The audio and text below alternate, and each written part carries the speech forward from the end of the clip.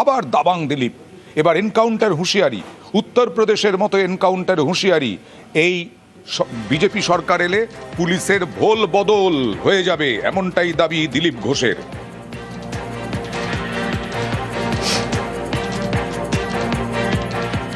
আমরা নাকি অস্ত্র নিয়ে ভয় দেখিয়েছি, যে ভয় পাবে তাকে তো দিলীপ ঘোষ ভয় দেখাবেই। তুমি ভয় পাও কেন ভাই? দম থাকলে সামনে আসো। অন্যের মাল লুট করবে, চুরি করবে, পেছনে লাগবে, আর পুলিশ দিয়ে চমকে ভোট করতে যাবে। তা আমি চমকাবো না? চমকাবো। চমকে চমকেই রাজনীতি করেছি। খড়গপুরের লোক সেই জন্য দিলীপ ঘোষকে ভোট দেয়। আর এবার তো লড়তে হবে না, ভেতরে ঢোকাবো, কারণ ক্ষমতায় আসবে বিজেপি। পশ্চিমবাংলায় পরিবর্তন হবে।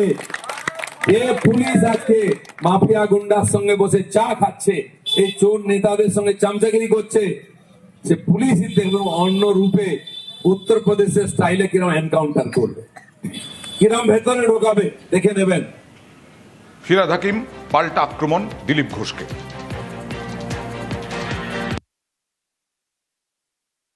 ওরে বাবা, এনকাউন্টার! তার মানে আবার সেই অমিত শাহর মতন কিন্তু দিলীপ ঘোষকে আবার জেলে থাকতে হবে, কারণ মোদিজি যাচ্ছে।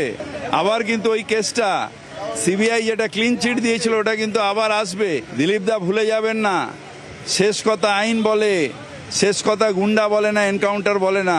অমিত শাহ এনকাউন্টার করিয়েছিল, অ্যারেস্ট হয়েছিল, জজ সাহেবকে খুন করা হয়েছে। অমিত শাহকে ক্লিন চিট দিয়েছে সিবিআই, যেহেতু সেন্ট্রাল গভর্নমেন্টের পাওয়ার এসছে।